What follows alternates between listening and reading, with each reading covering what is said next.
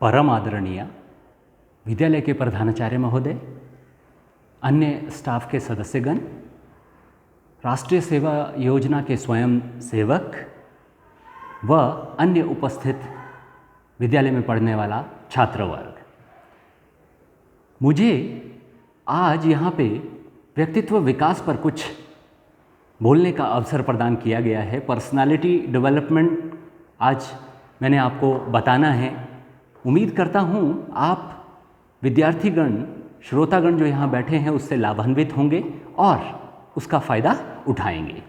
सबसे पहले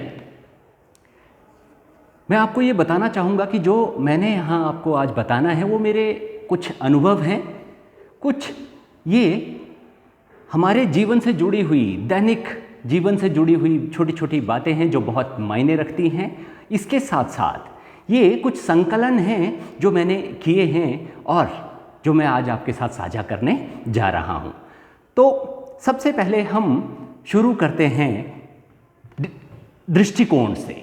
एटीट्यूड जिसको कहा जाता है, हमारे व्यक्तित्व का एक बहुत ही महत्वपूर्ण हिस्सा होता है हमारा दृष्टिकोण, और ये दृष्टिकोण हमेशा सकारात्मक होना चाहिए। पॉजिटिव एटीट्यूड जिसको हम कहते हैं। एटीट्यूड या दृष्टिकोण से अभिप्राय है कि हम समस्याओं को किस तरह से लेते हैं, अर्थात हम समस्याओं का सामना किस तरह से करते हैं। मैं यहाँ आपको दृष्टिकोण को समझाने के लिए कि ये सकारात्मक होना चाहिए, और अगर ये सकारात्मक होता है तो किस तरह से ये प्रभावित करता है हमारी समस्याओं के समाधान में। एक छोटी सी कहानी मैं आपको सुनाने जा रहा हूँ जो क्रिश्चियंस की जो धार्मिक पुस्तक है बाइबल, उसमें से ली गई है। जिस तरह से हिंदुओं की जो धार्मिक पुस्तक है उसे गीता कहते हैं, मुसलमानों की जो है उसे कुरान के नाम से पुकारा जाता है, सिखों का गुरु ग्रंथ साहिब है, उसी तरह से क्रिश्चियंस की जो पुस्तक है वो बाइबल है। बाइबल में इस कहानी का वर्णन किया गया है और मैं आप बच्चों को इसलिए इसको सुना रहा हूँ क्योंकि इसमें एक डेविड नाम का लड़का है जो बिल्कुल 17 और 18 वर्ष का है, यानी आपकी उम्र का है। ये जो डेविड है ये भेड़ें चराने का काम करता था और कई महीनों के बाद भेड़ों को वापस लेकर अपने गांव में आता था। एक बार जब ये अपनी भेड़ों को लेकर वापस आया तो इसके बड़े भाइयों ने कहा कि डेविड, तू क्यों वापस आ गया? यहाँ पे तो एक बहुत बड़ा राक्षस आया हुआ है, वो लोगों को मार कर खा जाता है और सबकी जान ले रहा है। तुझे यहाँ पे आना नहीं चाहिए था। अब डेविड ने अपने बड़े भाइयों से पूछा कि तुम उसका सामना क्यों नहीं करते? तो उसके बड़े भाइयों ने जवाब दिया कि वो इतना बड़ा है कि उसको मारा नहीं जा सकता। तो डेविड ने अपनी छोटी सी गुलेल की मदद से उस बहुत बड़े गोलियत नाम के राक्षस को मार दिया। वो लगातार पत्थर अपनी गुलेल की मदद से उसके चेहरे पे, उसकी आंखों पे बरसाता रहा, तब तक बरसाता रहा जब तक कि वो घायल होके ज़मीन पे गिर नहीं गया और मर नहीं गया। कुल मिला के ये छोटी सी कहानी जो मैंने आपको सुनाई, इसमें डेविड उस गोलियत नाम के राक्षस को मारने में इसलिए सफल हो गया क्योंकि उसका जो समस्याओं को समाधान करने का जो उसका दृष्टिकोण था वो सकारात्मक था। शक्ति की कमी उसके भाइयों में भी नहीं थी, किंतु जो दृष्टिकोण है वो उनका सकारात्मक नहीं था। जो डेविड है बेशक वो उम्र में उनसे छोटा था, लेकिन उसका जो समस्याओं को समाधान करने का दृष्टिकोण था वो सकारात्मक था। यही दृष्टिकोण हमें जीवन में अपनाना होगा और निश्चित रूप से हमें समस्याओं का, बड़ी से बड़ी समस्याओं का समाधान करने में हम सफल हो पाएंगे।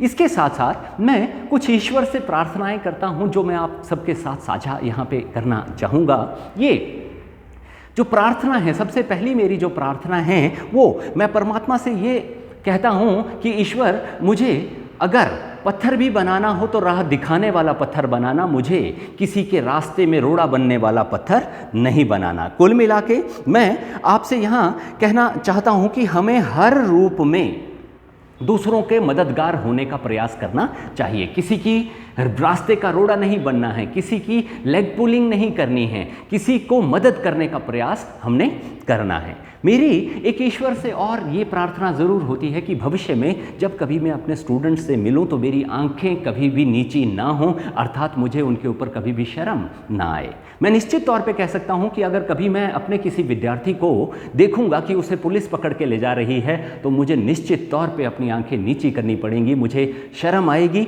और मैं ये मानता हूं कि उस बालक का कसूर तो है ही है, उसके साथ साथ उसको पढ़ाने वाले अध्यापकों, शिक्षकों, उसके माता पिता का भी उतना ही कसूर है। क्यों?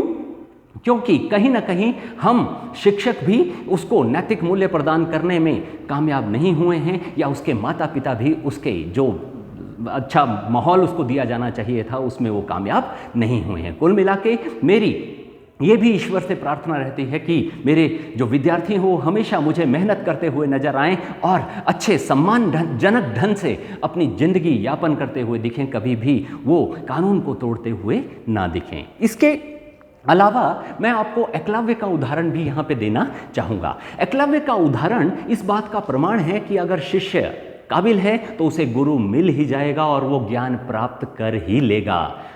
एकलव्य को सबसे बड़ा शिष्य माना जाता है। जब गुरु द्रोणाचार्य ने उसे शिक्षा प्रदान करने से इनकार कर दिया था तो उन्होंने, एकलव्य ने गुरु द्रोणाचार्य का पुतला बनाया और पुतले के सामने ही निरंतर अभ्यास करना शुरू कर दिया, जिससे कि वो एक महान धनुर्धारी बन गए। कुल मिला के एकलव्य को इसी कारण से सबसे बड़ा शिष्य माना जाता है। द्रोणाचार्य को सबसे बड़ा गुरु नहीं माना जाता, किंतु एकलव्य के निरंतर अभ्यास से उन्होंने हजारों सालों के बाद भी आज लोग उनको याद करते हैं, हम उनके बारे में सुनते हैं, पढ़ते हैं, उनकी कहानियां हमने महाभारत में देखी हैं। कुल मिला के हमें इसी तरह का एक सकारात्मक दृष्टिकोण अपने आप में पैदा करना होगा और हम निरंतर अभ्यास से कुछ भी कर सकते हैं। हमें अच्छा बनना होगा। अब ये सब कहते हैं कि अच्छा बने, अच्छा बने। आपके रिश्तेदार आपको कहते हैं, आपके जो शिक्षक हैं, जो टीचर्स हैं, जो लेक्चरर्स हैं, वो भी आपको हमेशा कहते हैं कि अच्छा बने। जो समाज का जागरूक वर्ग है वो भी हमेशा विद्यार्थियों से या नवयुवकों से कहता है कि अच्छा बने। सब कहते हैं अच्छा बनो, लेकिन कोई नहीं बताता कि अच्छा बने तो कैसे बना।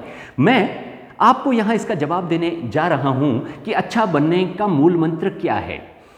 छोटी सी बात मैं आपसे कहूँगा, keep watching good things to become good.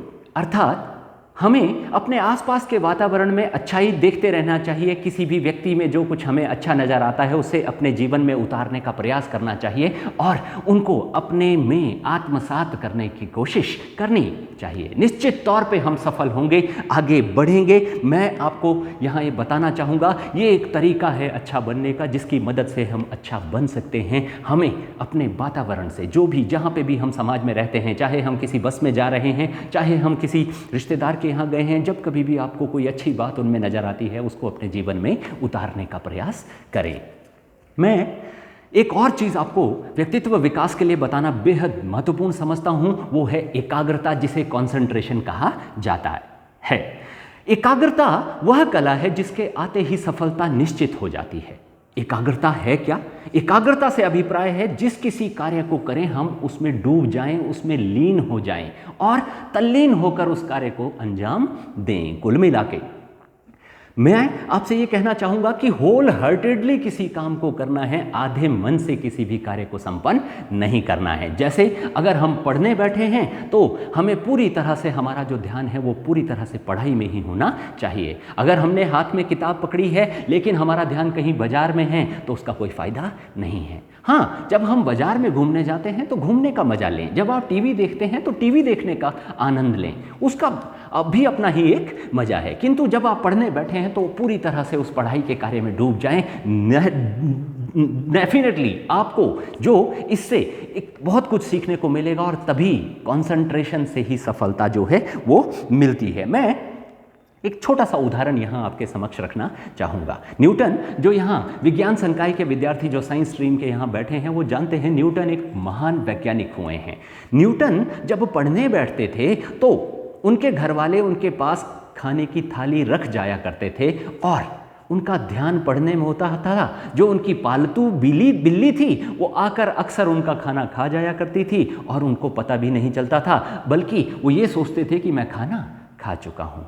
देखिए, इस लेवल की एकाग्रता, कंसंट्रेशन अगर किसी व्यक्ति में है तो निश्चित रूप से उसकी सफलता तय है। मैं आप सब विद्यार्थियों से कहना चाहूँगा कि एकाग्रता जो है वो बिल्कुल एक एक्सरसाइज है और उसको योगा है एक तरह से, आप उसको अपने जीवन में उतारें, एक प्रयास करें कि जिस किसी काम को आप कर रहे हैं उसमें पूर्णतः आपने डूब के उस काम को करना है, उसमें लीन हो जाना है। डेफिनेटली आपको सफलता जो है वो मिलेगी। इसके अलावा मैं 4 सिद्धांत भी आपके साथ साझा करना चाहूँगा जो मैं अपने हिसाब से मुझे लगता है कि प्रत्येक व्यक्ति को उसका पालन करना चाहिए। तो ये छोटी छोटी बातें हैं। सबसे पहली जो है अपेक्षा, दूसरी है उपेक्षा, जो तीसरी बात मैंने आपको बतानी है वो प्रतीक्षा है, और चौथी है समीक्षा।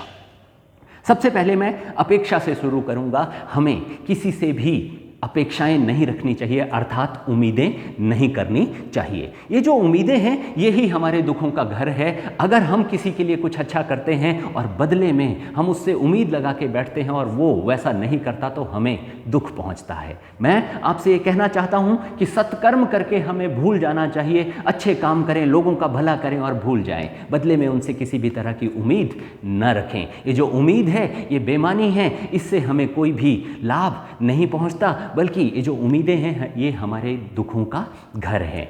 उसके साथ साथ जो दूसरी चीज आती है अपेक्षा के साथ है उपेक्षा, नेग्लेक्ट करना। हमें किसी भी व्यक्ति की उपेक्षा नहीं करनी चाहिए, चाहे वो किसी भी धर्म, जाति या संप्रदाय से संबंधित क्यों ना हो, चाहे कोई ब्राह्मण हो, चाहे कोई क्षत्रिय हो, चाहे वो किसी अन्य जाति का है। हमें किसी भी तरह का भेदभाव किसी से नहीं करना है, चाहे कोई हिंदू है, चाहे कोई मुसलमान है, चाहे कोई सिख है, कोई ईसाई है। सारे इंसान जो हैं वो परमात्मा के, ईश्वर के बनाई हुई संतान हैं और सब एक समान हैं। हमें उन सब के साथ एक समान व्यवहार करना चाहिए। मेरा मानना है हमारे देश का जो भविष्य है, जो हमारे देश की तरक्की है वो बिल्कुल इसके साथ जुड़ी है। अगर हम जाति पाति से ऊपर उठेंगे, अगर हम अपने हिंदू मुसलमान सिख ईसाई आदि बातों से ऊपर उठेंगे और सब मिलजुल कर काम करेंगे, निश्चित तौर पे हमारा देश तरक्की करेगा और इस देश को सुनहरे भविष्य होने से कोई भी रोक नहीं सकता।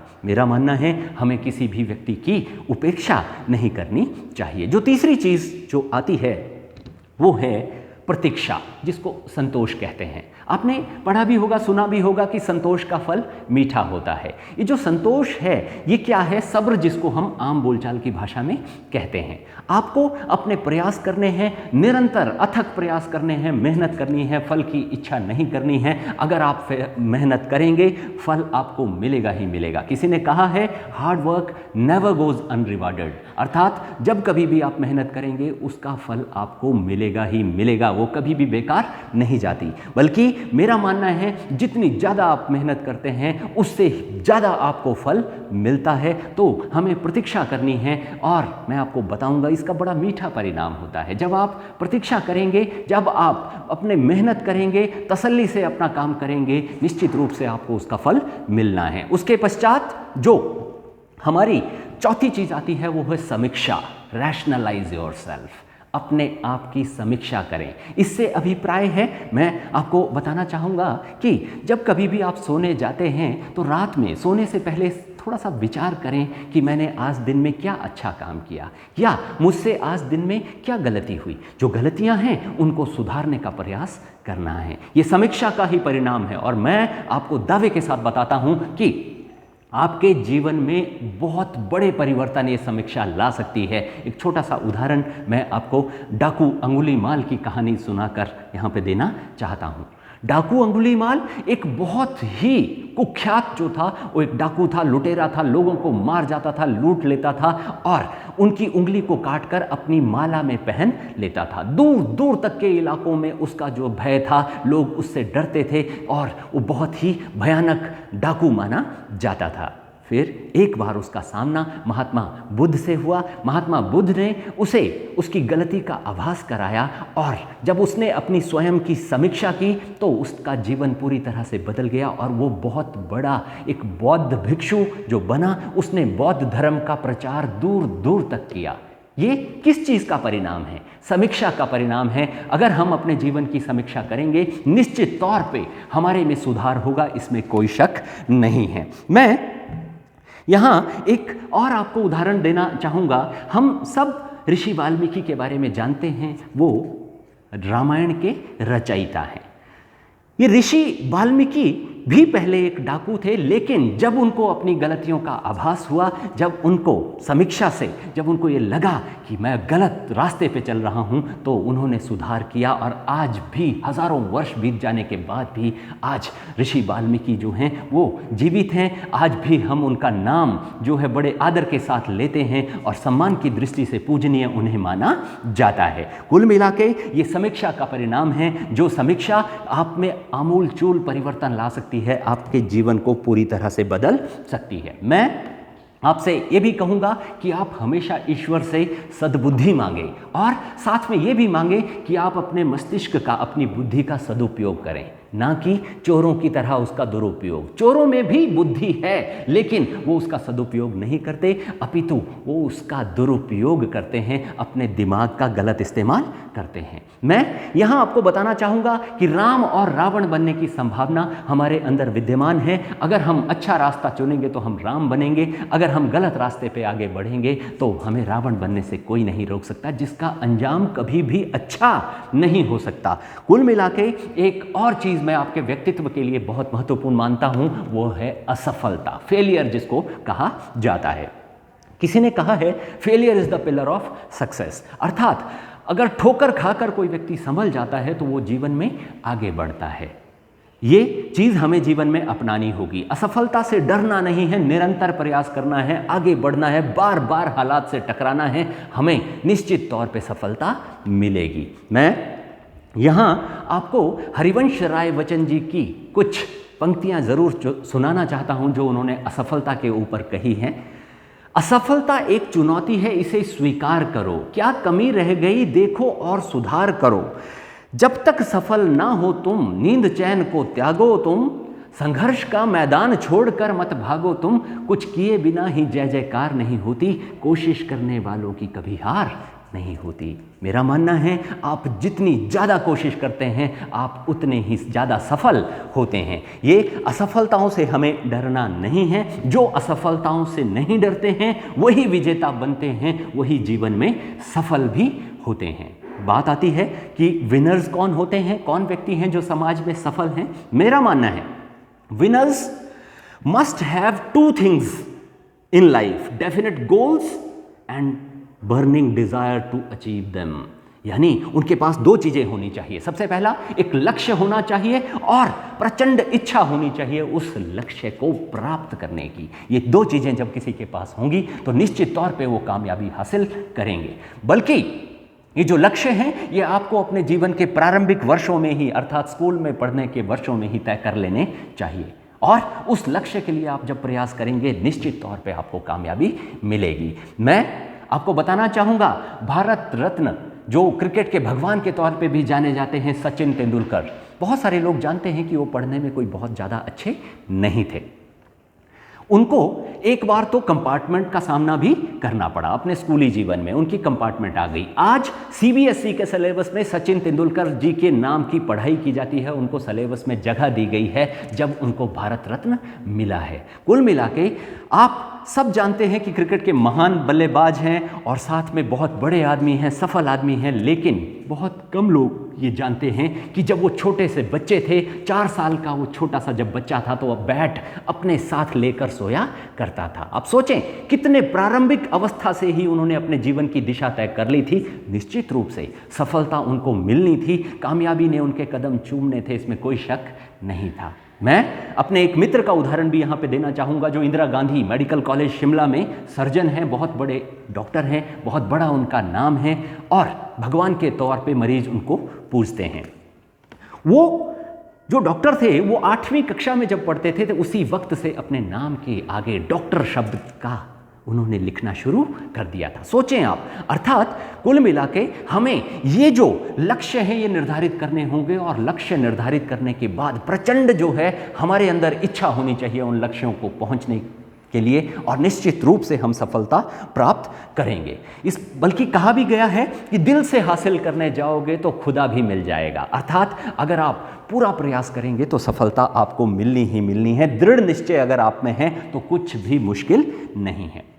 यहाँ मैं आपको बताना चाहूँगा कि अगर आपको लगता है आपके जीवन में कुछ अभाव है, कोई गरीबी है, तो ये जो अभाव है ये आपके सफलता के रास्ते को नहीं बंद कर सकते, रोक नहीं सकते। मैं आपसे कहना चाहूँगा, अपनी दिक्कतों के बारे में सोचने के बजाय अपनी सहूलतों के बारे में सोचें। आज सरकार के द्वारा अनेक प्रकार की छात्रवृत्तियां आप बच्चों को प्रदान की जाती हैं और अगर आप पढ़ने वाले हों तो निरंतर आप आगे बढ़ सकते हैं, जीवन में कामयाबी हासिल कर सकते हैं, इसमें कोई शक नहीं है। आपको आपके समाज में बहुत सारे ऐसे व्यक्ति मिलेंगे जो आपकी मदद करने के लिए तैयार हो जाएंगे, बशर्ते कि आप मेहनती हों। अगर आपकी लगन उनको नज़र आती है, वो आपके अध्यापक हों चाहे समाज के अन्य सदस्य हों, वो आपकी मदद करेंगे, आपको जीवन में आगे बढ़ने में आपकी मदद करेंगे और निश्चित रूप से आप सफल हो सकते हैं। ऐसे बहुत सारे उदाहरण हुए हैं जो बड़ी गरीबी से उठकर जिन्होंने आसमान की बुलंदियों को छुआ है। मैं यहाँ आपको बताना चाहूँगा, किसी ने कहा है,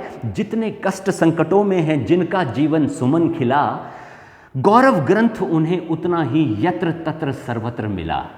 बहुत अच्छी पंक्तियां किसी ने कही हैं, मैं कुछ उदाहरण भी आपको देना चाहूँगा।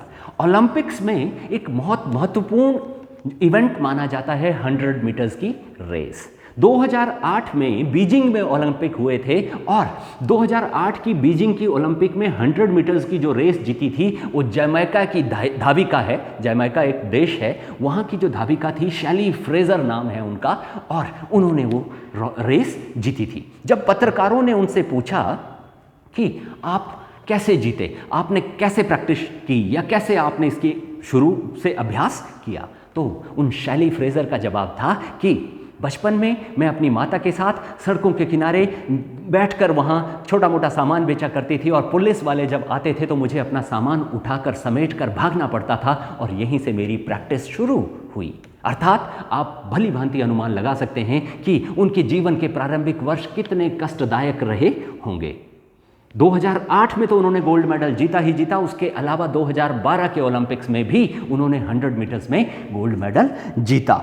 इसके अलावा मैं आपको बताना चाहूँगा, मिसाइल मैन के नाम से मशहूर और हमारे देश के युवाओं के लिए जो प्रेरणा स्रोत हैं, एपीजे अब्दुल कलाम जी, जिन्हें मिसाइल मैन के नाम से जानते हैं लोग और पूरी दुनिया उनको इज्जत के नज़रों से देखती है और वो हमारे देश के राष्ट्रपति भी रहे हैं। 18 घंटे उन्होंने अपने दिन के लेबोरेटरीज में बिताए हैं इस देश को आगे बढ़ाने के लिए। आज हम उनके ऋणी हैं और उनके ऋण से हम कभी भी उऋण नहीं हो सकते। लेकिन बहुत कम लोग जानते हैं कि एपीजे अब्दुल कलाम जी का जो बचपन था वो बहुत ही गरीबी में कटा, यहाँ तक कि उन्हें सुबह उठकर अखबार बेचनी पड़ती थी, घर घर में जाकर अखबार बांटनी पड़ती थी। सोचें उनका जो बचपन था वो कितनी कठिनाइयों में रहा होगा, लेकिन उसके पश्चात भी उन्होंने मेहनत की, प्रयास किए और सफलता उनको मिली। वो जीवन में आगे बढ़े और इस देश के राष्ट्रपति भी रहे। कुल मिला के मैं आपसे यहाँ ये कहना चाहता हूँ कि आपको प्रयास करने हैं, सफलताएं आपके कदम चूमेंगी, आप जिंदगी में आगे बढ़ेंगे। कोई भी अभाव आपको आगे बढ़ने से नहीं रोक सकता। अपनी सहूलतों के बारे में सोचें, जो फैसिलिटीज़ आपको सरकार ने दी हैं, आपको अच्छे विद्यालय मिल रहे हैं, अच्छा माहौल इस देश में मिला हुआ है, सपने देखें, इस देश में सपने पूरे होते हैं, प्रयास करें, मेहनत करें, सफलता आपको निश्चित तौर पे मिलेगी। मैं अगली चीज़ जो आपको बताना चाहता हूँ वो क्षमताओं के बारे में बताना चाहूँगा, कैपेबिलिटीज़ जिनको हम कहते हैं। हम सब में क्षमता है। मेरा मानना है every child born is a genius. जो भी बच्चा पैदा हुआ है उसमें क्षमता है और वो अगर ठान ले तो वो कुछ भी बन सकता है। यहाँ मैं आपको कहना चाहूँगा कि हम सब में क्षमताएं हैं, लेकिन हमें अपनी क्षमताओं का आभास नहीं है, ज्ञान नहीं है। मैं आपको एक छोटी सी कहानी सुनाने जा रहा हूं जिससे आपको आभास हो जाएगा कि कैसे क्षमताओं का पता नहीं होता। मैं आपको एक छोटी सी कहानी यहां इससे जोड़ के सुना रहा हूं। एक बार एक चील का अंडा गलती से मुर्गी के घोंसले में चला गया और अन्य अंडों के साथ मिल गया। समय आने पर मुर्गी के अन्य अंडों के साथ साथ चील का अंडा भी उससे भी बच्चे ने जन्म लिया और वो जो चील का अंडा बच्चा था वो अन्य मुर्गी के बच्चों के साथ खेलता था, कूदता था और उन्हीं की तरह ही छोटी छोटी छलांगे मारता था। एक बार उसने आसमान में एक चील पक्षी को उड़ते हुए देखा, अपनी माता से यानी मुर्गी से उसने पूछा कि ये क्या है। उसकी माँ ने उसको बताया कि ये चील है, ये शानदार पक्षी है, ये आसमान में घंटों तक उड़ सकता है, लेकिन तुम ऐसा नहीं कर सकते क्योंकि तुम तो एक मुर्गी हो। उसमें क्षमता थी उड़ने की, लेकिन उसने वो मान ली और उसने उड़ने का प्रयास ही नहीं किया। एक छोटा सा उदाहरण और देना चाहूँगा। हाथी का बच्चा जब छोटा होता है तो उसको बहुत मोटे रस्सों से बांध के रखा जाता है। वो बहुत प्रयास करता है उन रस्सों से छूटने का, बहुत कोशिश करता है, बड़ा जोर लगाता है, लेकिन उसको कामयाबी नहीं मिलती। जब वो बड़ा हो जाता है उसकी ताकत कई गुना बढ़ जाती है, बहुत ज़्यादा वो ताकतवर हो जाता है, लेकिन वो प्रयास नहीं करता, वो बंधा रहता है उस छोटे से रस्से के साथ, तोड़ने की कोशिश नहीं करता। क्यों? उसमें क्षमता तो है, लेकिन उसको अपनी क्षमता का आभास नहीं है। मेरा मानना है आप बच्चों में भी क्षमता है जिसका आपको आभास नहीं है, जिसकी आपको जानकारी नहीं है। मैं आपसे चाहूँगा आप अपनी क्षमताओं को पहचानें और जो आपकी क्षमताएं हैं उनसे जो है वो एक सीख लें और ज़िंदगी में कुछ ठाने की मैंने करना है, और निश्चित तौर पे आप कर सकते हैं। मेरा मानना है every child born is a genius, इसमें कोई शक नहीं है। आप अगर देखें बहुत सारे प्रशासनिक अधिकारी भारत में आपको ऐसे मिलेंगे जो मैट्रिक में 12th क्लास में जिनके 50% मार्क्स हैं, 60% मार्क्स हैं, ग्रेजुएशन में 55% मार्क्स हैं, कुल मिला के बहुत सारे ऐसे लोग आपको मिलेंगे जो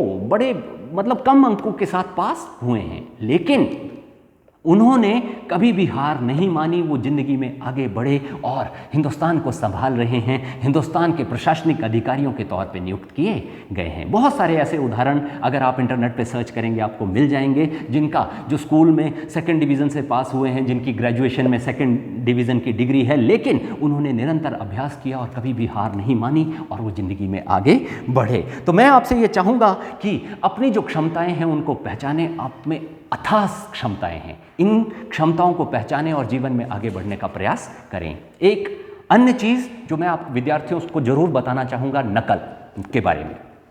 ये जो कॉपिंग है, नकल, ये बहुत बड़ी समस्या है। विद्यार्थी इसको बड़ा अच्छा समझते हैं, कई विद्यार्थी जो हैं वो खुश होकर नकल करते हैं। मैं आपसे कहना चाहूँगा कि नकल करके पास हो जाने से बेहतर है फेल हो जाना, क्योंकि अगर आप फेल हो जाते हैं तो केवल 1 वर्ष ही बर्बाद होता है, लेकिन नकल करके पास हो जाओगे तो जो कागज़ का टुकड़ा मिलेगा वो किसी भी काम नहीं आएगा। वो सिर्फ एक सर्टिफिकेट जो आपको मिलेगा उससे आपको ज्ञान की प्राप्ति नहीं होगी, वो आपको मदद नहीं करेगा जीवन में आगे बढ़ने में। कुल मिला के आप ठान लें कि हम अपनी मेहनत से पास होंगे, और मैं आपको विश्वास दिलाता हूं अगर आप अपनी मेहनत से कोशिश करेंगे आप ज़्यादा अच्छे अंक लेकर पास होंगे।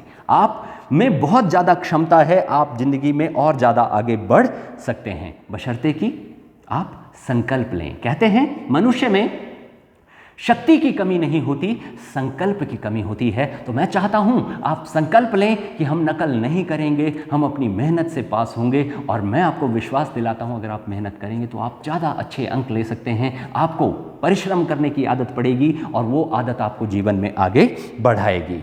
कुल मिला के अगर आप ऐसा सोचते हैं कि नकल करके आपको शिक्षा मिल जाएगी तो ऐसा संभव नहीं है। शिक्षा प्राप्त केवल कठोर परिश्रम से ही हो सकती है। अब बात आती है शिक्षा आखिर है क्या? शिक्षा सबसे अनमोल तोहफा, आप ऐसा कह सकते हैं सबसे बड़ा उपहार जो माता पिता अपने बच्चों को दे सकते हैं वो है शिक्षा।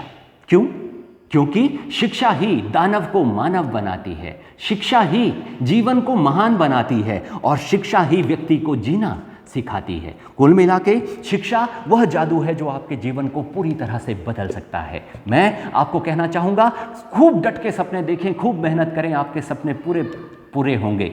ये देश अपार संभावनाओं का देश है, यहाँ पे सबके सपने पूरे होंगे बशर्ते कि आप मेहनत करें, और मेहनत से ही आप जीवन में आगे बढ़ सकते हैं। किसी ने कहा है the roots of education are bitter but the result is but the fruit is sweet. अर्थात कहने का मतलब ये है जो रूट्स हैं वो कड़वी हैं, आपको पढ़ने में परेशानियां आएंगी, लेकिन इन परेशानियों का जब आप सामना करेंगे तो जीवन में बड़ी मिठास पैदा होगी और जो फल लगेगा वो बहुत मीठा होगा।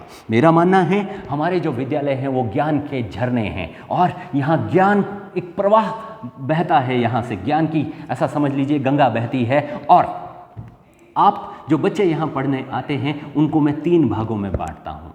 सबसे पहले वो जो कुल्ला करने विद्यालय आ रहे हैं, किसका कुल्ला? पानी का कुल्ला नहीं। पानी का कुल्ला करते हैं हम, पानी मुंह में डालते हैं, मुंह में घुमाते हैं और बाहर निकाल देते हैं, उसको कुल्ला कहते हैं। वो आते हैं विद्यालय, लेकिन कोई उनके आने का मकसद नहीं है, कुछ नहीं वो सीखते हैं, उनके आगे बढ़ने का कोई अरमान नहीं है। मेरा मानना है 70% जो विद्यार्थी हैं इसी श्रेणी में आते हैं, जो सिर्फ नाम के लिए स्कूल आ रहे हैं, जो घर से आ गए हैं बैग उठा के और शाम को वापस जा रहे हैं। कुछ बच्चे विद्यार्थी ऐसे हैं जो चुस्की लेने आ रहे हैं, जैसे हम चाय के कप की चुस्की लेते हैं, छोटा कप होता है उसकी हम थोड़ा सा घूंट लेते हैं, उसको चुस्की बोलते हैं।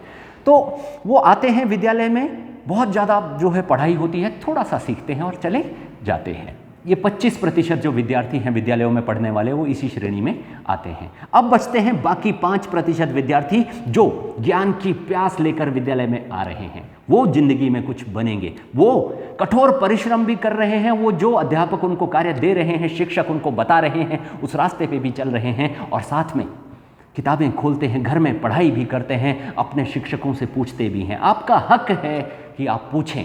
सवाल पूछना एक विद्यार्थी का हक है और जो अध्यापक प्राध्यापक है उसकी जिम्मेवारी है उसके सवाल का हल उसको देना। कुल मिला के आप अपने आप को कैटेगराइज करें कि आप किस श्रेणी में आते हैं। क्या आप कुल्ला करने विद्यालय में आ रहे हैं, या आप चुस्की लेने आ रहे हैं, या आप ज्ञान की प्यास लेकर विद्यालय में आ रहे हैं। और कोशिश करें कि आप ज्ञान की प्यास पैदा अपने अंदर करें, क्योंकि ये जो ज्ञान की प्यास है ये निश्चित तौर पे आपको ज़िंदगी में आगे बढ़ाएगी। मैं आपको यहाँ ये भी कहना चाहूँगा कि आपके जीवन के जो आने वाले 7-8 साल हैं वो बहुत महत्वपूर्ण हैं। अभी आप युवावस्था में प्रवेश कर रहे हैं, नवयुवक हैं, तो ये जो 7-8 साल हैं ये खूब मेहनत करें, पॉजिटिवली अपनी लाइफ को लीड करने की कोशिश करें और खूब मेहनत करें। निश्चित तौर पे आपका जीवन जो है सुनहरा रूप आप अपने जीवन को दे सकते हैं। कामयाबी आपके कदम चूमेगी, बशर्ते कि आप खूब सारी मेहनत करें। आपने, चाहे आप आर्ट्स पढ़ रहे हैं, आप कॉमर्स के स्टूडेंट हो सकते हैं, आप साइंस पढ़ सकते हैं, जो मर्जी आप पढ़ रहे हैं उसमें बेस्ट करने की कोशिश करें। और मैं आपको ये बताना चाहूँगा, अगर आप अपना सर्वोत्तम देंगे, अगर आप पूरी कोशिश करेंगे, पूरा फैसिलिटीज़ उठाएंगे, इंटरनेट का फ़ायदा उठाएंगे, लाइब्रेरी की फैसिलिटीज़ का फ़ायदा उठाएंगे, जो काबिल आपको जो शिक्षक मिले हैं उनकी सेवाओं का आप लाभ उठाते हैं, निश्चित तौर पे आप ज़िंदगी में आगे बढ़ेंगे। कोई भी आपको नहीं रोक सकता, बशर्ते कि आप समय का सदुपयोग करें।